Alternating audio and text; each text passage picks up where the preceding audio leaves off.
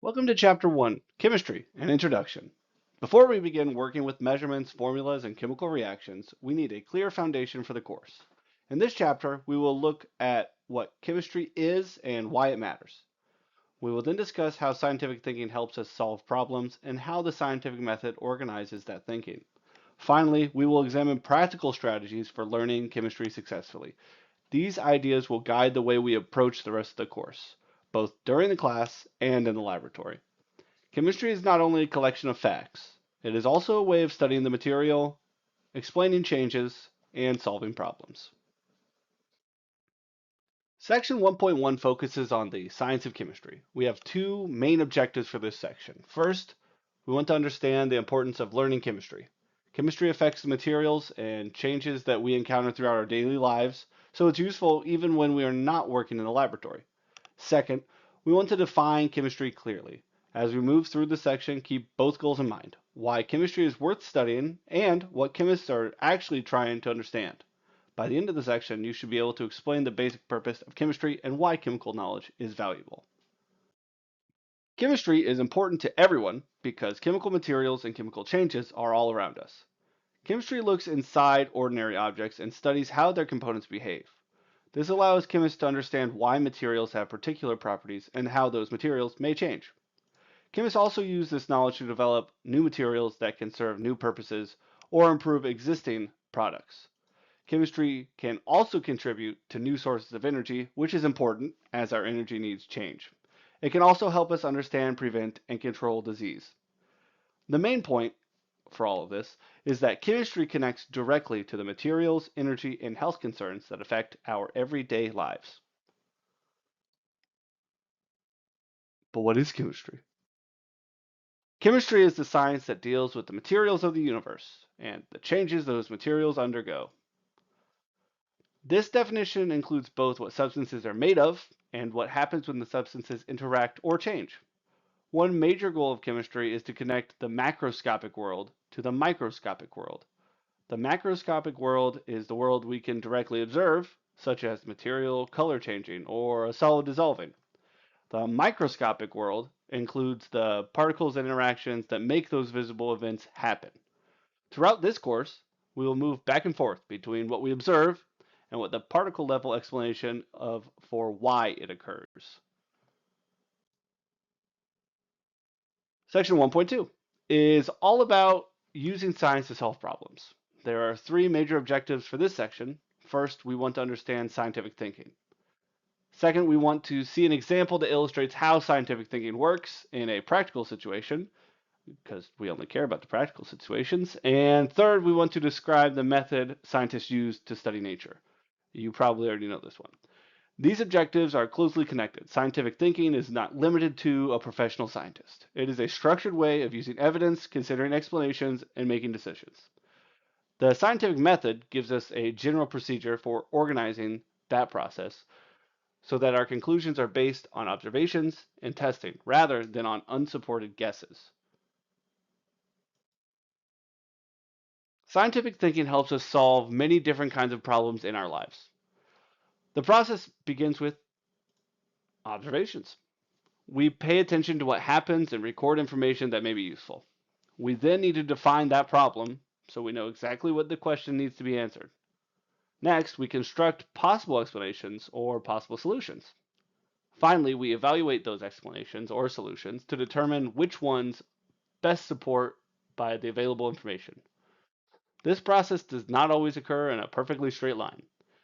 We may need to make additional observations, refine the problem, or revise an explanation. The important idea is that the scientific thinking uses evidence and evaluation to reach a reasonable conclusion. This table shows a simple example of scientific thinking. The question is, what is the disease? The observation is that David and Susan are ill with a specific set of symptoms. Based on that observation, a hypothesis is proposed. The disease may be lead poisoning. The next step is listing the experiment. In this example, we know the symptoms of lead poisoning are examined and compared with the symptoms David and Susan are experiencing. The result is that the symptoms match almost exactly. The table demonstrates how an observation leads to the possible explanation. how that explanation is checked, and how the test results are used to evaluate the original hypothesis. The scientific method. The scientific method is a procedure for processing information that comes from the world around us. It begins with observations. Scientists notice an event, pattern, or maybe a problem and gather information about it. They then formulate hypotheses, which are possible explanations that can be evaluated. After a hypothesis is developed, scientists perform experiments to test it. The results of those experiments provide new observations.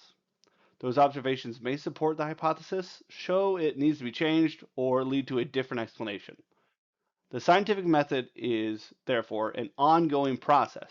Observation, hypothesis, and experiment work together to help us build explanations that are consistent with the observed evidence. Alrighty, so this diagram shows that the scientific method is a cycle rather than what we sometimes assume is a one-time sequence. Observation leads to a hypothesis, and the hypothesis is tested through an experiment. The results of an experiment produce additional observations, so the cycle can continue. Repeated observations and experiments can contribute to a theory or a model, and they can also contribute to a law. A theory is used to make predictions. Those predictions are tested with additional experiments, and the theory is modified as needed when new evidence is collected. The arrows on the diagram are important because they show that scientific knowledge is continually tested. Explanations may be refined as better observations and experimental results become available. What kind of scientific laws do you know? Don't answer that until chapter 2. It is important to separate observations from theories. An observation is something that can be witnessed and recorded. It describes what happened or what was measured. A theory is an interpretation. It is a possible explanation for why something happens. They are not interchangeable terms. Not. Observations provide the evidence that scientists must explain, while theories organize that evidence into a meaningful explanation. In chemistry, we often begin with a visible observation and then use a theory or a model to explain the microscopic behavior responsible for it. Keeping the observation separate from the explanation helps us communicate clearly and determine whether an explanation is actually supported by that evidence. Theories, despite what you might have heard, do not become laws. It's an important distinction that theories don't become laws. A natural law is a summary of behavior. It describes a pattern that is consistently observed in nature. A theory has a completely different purpose. It's our attempt to explain why that behavior happens. So a theory is a why. A law is not more advanced version of a theory. It's not the king version of the jack. It's a theory is not waiting to become a law after evidence is collected. That's not the point. They answer different questions. The law summarizes what happens, factual statements, while a theory attempts to explain why it happens. Both are extremely important in science and especially in chemistry. They're both supported and evaluated using observation experiments. They are not the same thing. All right, and then we only have one objective for section 3, and that is, what does it take to learn chemistry? We need to develop in this class successful strategies for learning the subject. Chemistry includes a lot of new vocab, connected concepts throughout different chapters and sections, lab skills that'll help grow those connected concepts, and a lot, and I mean a lot, of problem solving that you likely have never had to deal with in a class before. Because of all of that, success usually requires more than just memorizing information shortly before we have an assessment. The goal of this section is to identify the habits that will help you understand the material and use it correctly.